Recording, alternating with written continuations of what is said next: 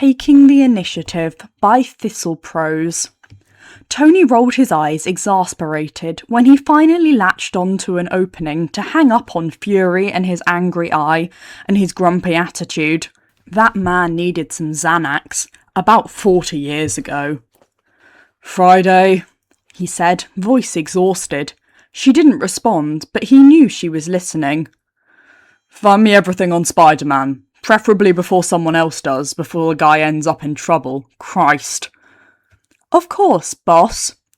Sighing again, Tony massaged his temples, turning his attention to things that he could actually handle at the moment, like SI. Honestly, Tony had no idea what he was looking at, and that was worrying. It was, after all, on his very private and very encrypted server, the one that housed a large chunk of Friday's coding. He didn't keep it all in one location, not since Ultron. That bastard. Friday?" "Yes, boss." "What the fuck am I looking at?" There was a pause. A long one. Tony narrowed his eyes, because there was no reason for Friday to need to think about that. "That would be private," she said, her tone disgruntled, like she couldn't believe Tony would dare to look at files on his own servers.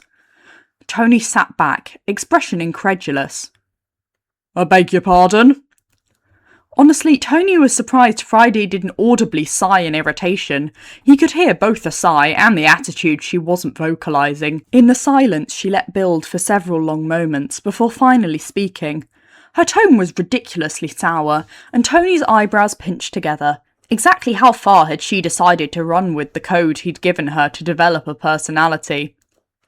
"It is the data file on the Spider-Man data," she finally admitted, and Tony turned her gaze back towards the file, eyes squinting slightly as he moved to open one of them, only for Friday to begin sorting through them, shuffling the files around, organising them into an order that made no sense to Tony. That wasn't difficult though, since every file's name was some messy combination of keyboard smashing that Tony would find distressing if he didn't know it had a hidden meaning. "Right," he finally answered his AI as she finished sorting the files and the screen stilled. "And the reason you didn't share it with me like I requested?" "You didn't." "I didn't what?" "You did not require my sharing the data. You simply required I find Spider-Man before anyone else did and prevent him from getting into trouble. I have done this." "Jesus, Friday, you know that's not what I meant." There was another pause before Friday spoke quietly. "If you know who Spider-Man is, Fury will extract that knowledge. You have said this multiple times, to Miss Potts, Colonel Rhodes, and Director Fury." "Sweetheart," Tony sighed, "you know I don't actually plan to tell S.H.I.E.L.D. anything." "At no point have you stated as much, boss, and your directive was to protect Spider-Man." "Okay, fine, fair enough." Tony sighed and indicated the screen with one hand, the other massaging his left temple. "Can I look at this then? What is it?" "Mostly, it consists of photos Spider-Man has provided me to post to his Instagram account." "What the fuck, Friday?" "Spider-Man has an Instagram account," she repeated, and Tony could tell she was exasperated, but he honestly wasn't sure if it was with him and his questions or with Spider-Man. "He had excellent privacy settings, but I am better." There was a hint of smug pride, and Tony grinned, nodding once in agreement, as the screen to the left of him lit up with an Instagram account, showing seemingly countless array of photos of Spider-Man, mostly a combination of selfies in truly terrifying locations, such as standing horizontally on the side of a building. What the actual fuck? But there was also no shortage of photographs taken of Spider-Man with his fans.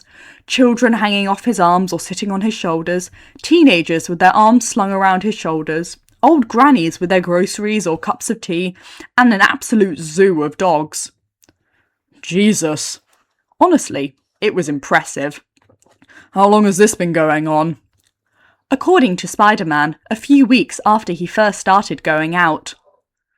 "You spoke to him?" "Of course."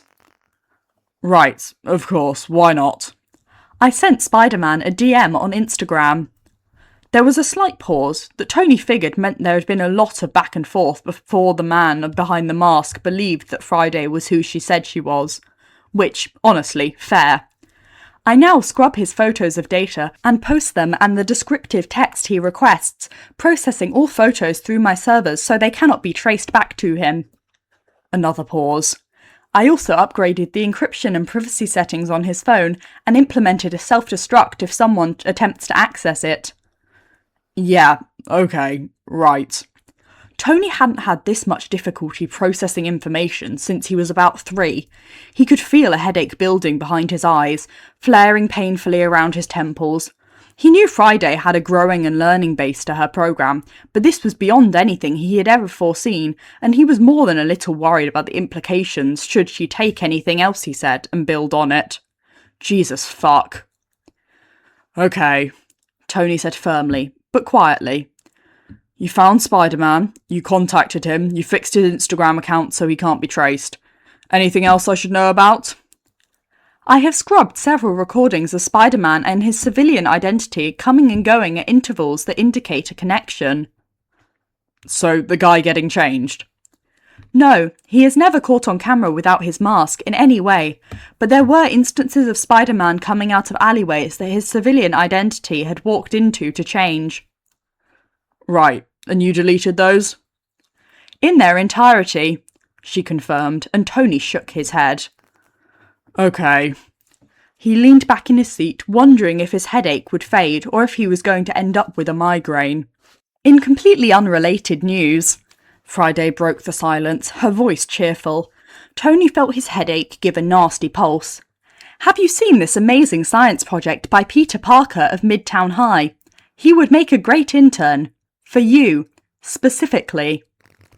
The pain in his head exploded into pulsing ribbons of agony, and Tony gave a full-body groan as the image of a child, who was definitely not old enough to walk home alone, never mind literally anything else, popped up on his screen. Jesus Christ, Friday. Thank you for listening. I really hope you enjoyed this work. Have a lovely rest of your day.